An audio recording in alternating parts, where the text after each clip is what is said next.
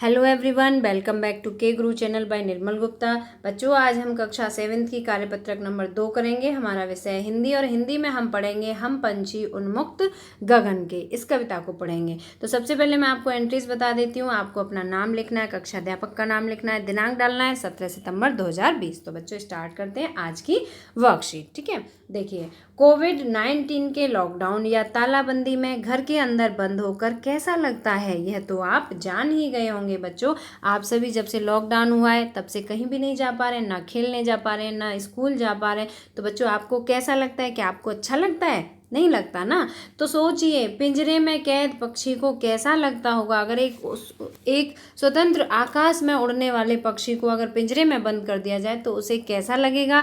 आइए इसी बारे में जानते हुए एक कविता हम पंछी उन्मुक्त गगन के दूसरा भाग पढ़ते हैं। यह कविता से मंगल सिंह सुमन द्वारा रचित है। तो बच्चों, आपको कविता का नाम याद रखना है। कविता का नाम है हम पंछी उन्मुक्त गगन के। ये कविता का नाम है और इसके कवि का नाम है से मंगल सिंह सुमन। ठीक है, तो ये दोनों आपको याद रखने हैं। अब बच्चों, हम पढ़ेंगे आज की कविता। ठीक है, तो देखिए, जो कविता है उसमें पक्षी की स्थिति को बताया है स्वर्ण श्रृंखला के बंधन में। बच्चों, स्वर्ण मीन्स होता है सोना। ठीक है, सोने की जो जंजीरें हैं उनमें अगर बांध दिया, पंछियों को बांध दिया जाए तो क्या होगा? अपनी गति उड़ान सब भूले। एक पक्षी को अगर सोने की जंजीर में बांध दिया जाए तो वो अपनी गति, मतलब उड़ने की जो गति होती है, स्पीड होती है और उड़ान भरने के जो तरीके होते हैं, उन सभी को वो भूल जाते हैं ना। अपनी गति उड़ान सब भूले, बस सपनों में देख रहे हैं। और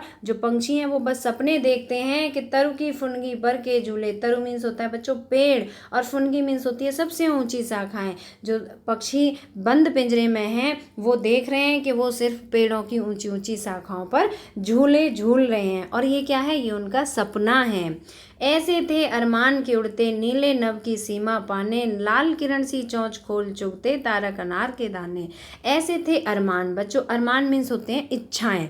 ठीक है, तो जो पक्षी हैं, सभी पक्षियों की इच्छाएं होती हैं कि वो खुले आसमान में, नीले नभ में, नभ मीन्स होता है आकाश, है ना, नीले नभ में, खुले आसमान में उसकी अंतिम सीमा तक उड़ान भरें, है ना बच्चों।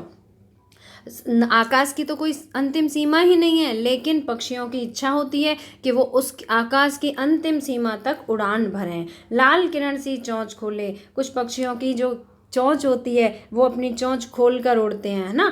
तो चुगते तारक अनार के दाने, और जब वो आसमान में उड़ते हैं तो उन्हें ऐसा लगता है कि जैसे अनार के दाने रूपी जो तारे हैं वो उन्हें चुगने के लिए जा रहे हैं। ठीक है बच्चों, तो बच्चों मुझे उम्मीद है कि तुम्हें ये कविता का अर्थ समझ में आ गया होगा। अब वर्कशीट में लिखा हुआ भावार्थ मैं आपको पढ़ के सुनाती हूँ, आपको ध्यान से समझना है। देखिए, कवि कहते हैं कि पक्षी सोने की जंजीरों के बंधन में पड़कर अपनी चाल और उड़ने का ढंग सब भूल जाते हैं। फिर पिंजरे में पड़े पड़े पेड़ों की ऊंची शाखाओं पर झूला झूलने का बस सपना ही देखते रहते हैं।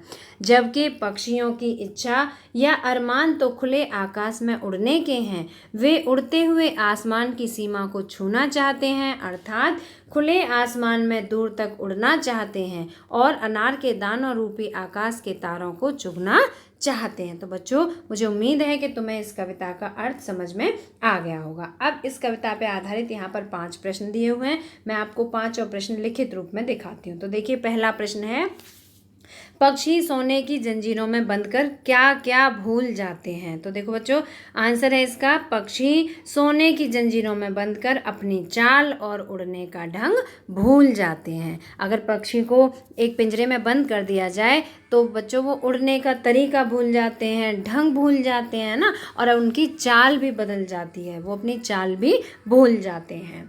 प्रश्न नंबर 2 है, पक्षियों के क्या अरमान हैं। बच्चों, आप सभी को पता है पक्षियों के क्या अरमान होते हैं।